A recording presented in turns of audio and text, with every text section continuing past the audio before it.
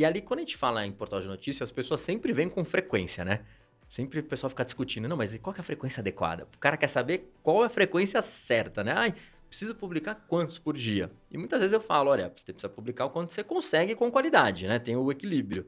Mas o que você sente no dia a dia? Porque eu acho que deve ter uma diferença também gritante entre portais grandes e portais pequenos, né? Eu acho que essa é uma pergunta difícil de responder. É bem ampla, né?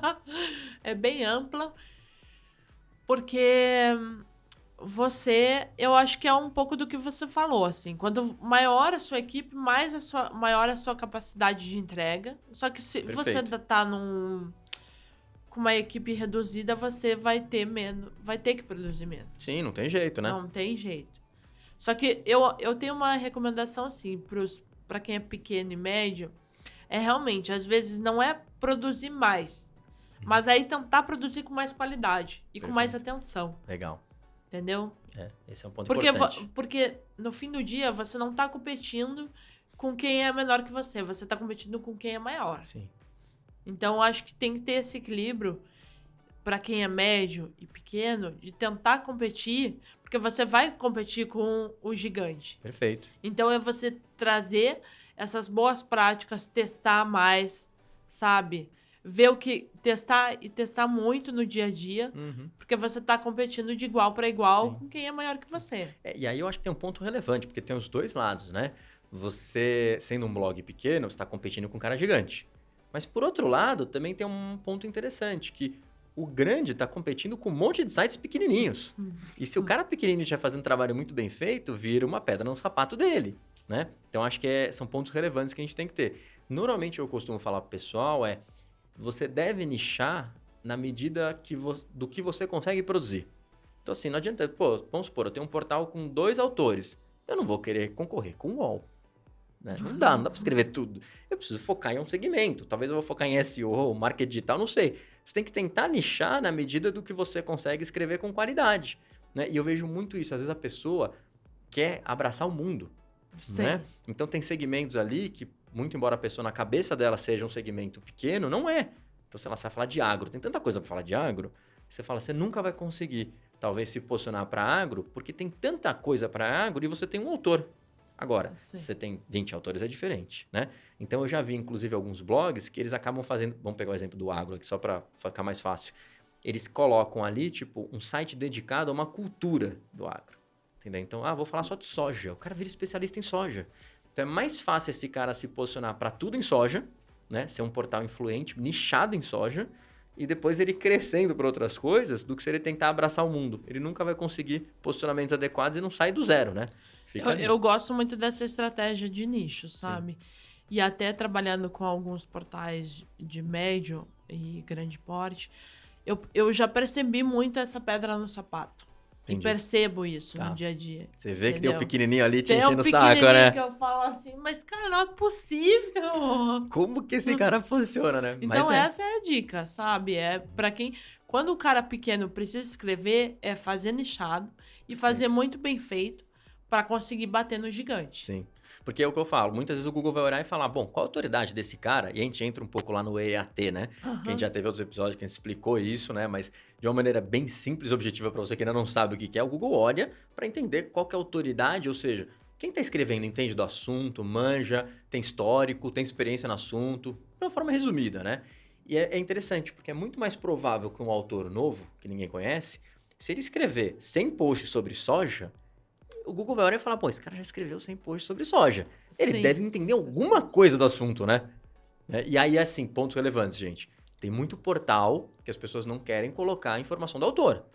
Você fala, cara, mas peraí, você não vai ter nenhuma informação do autor, o Google vai olhar e tá escrito redação, né? Que eu acho que é uma grande discussão que eu tenho com portais de notícias. Sempre falo pro pessoal, gente, tem que ter pessoas reais escrevendo e tem que estar escrito o nome das pessoas. Você pode até fazer por exemplo, um ghostwriting ali, tipo, alguém escreve, outra pessoa que é a influente revisa, mas tem um autor ali, público, né? Eu acho que isso é importante.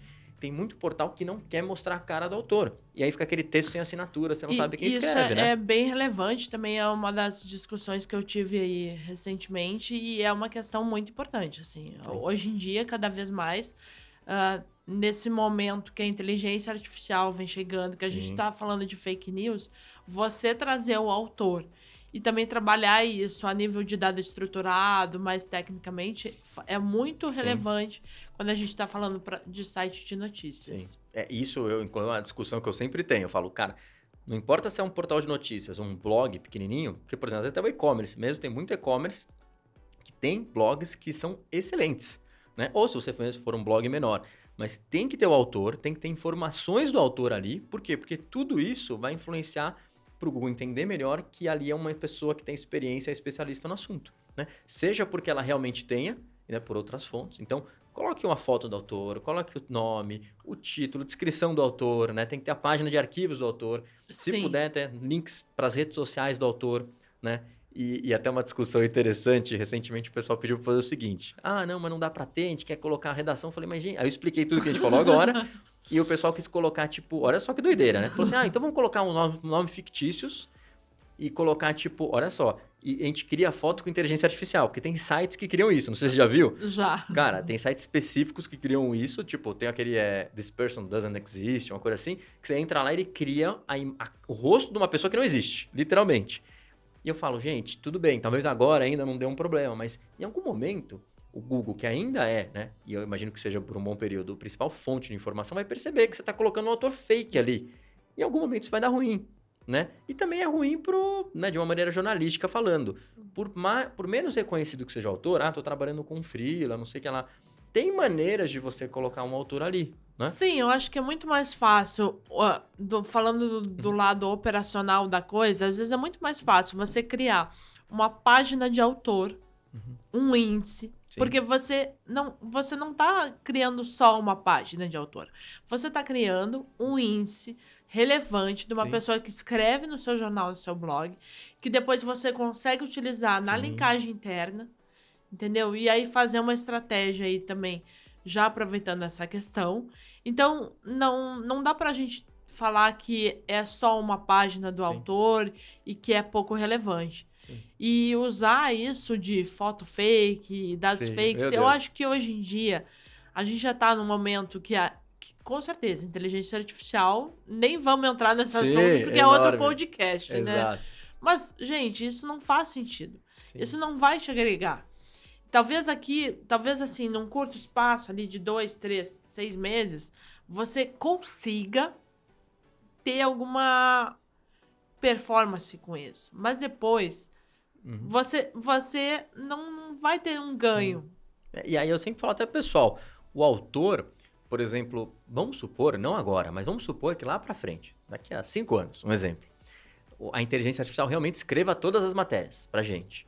Mas você sempre vai querer ter a visão de um autor ou de um revisor, de alguém que entrou ali e revisou aquele conteúdo para falar que aquilo é adequado. Então, eu acho que sempre o papel do jornalista é importante. Ele tem que ser exibido nos conteúdos, tem que ter a página de arquivo deles. E muita gente, inclusive, cria a coluna do jornalista, né? Tipo, tem a coluna da pessoa tal. E não tem a página do próprio autor.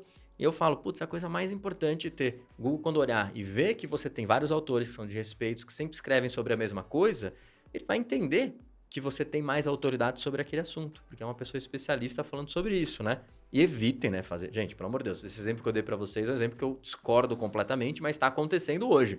O pessoal quer colocar, tipo, autor fake mesmo, com uma imagem fake.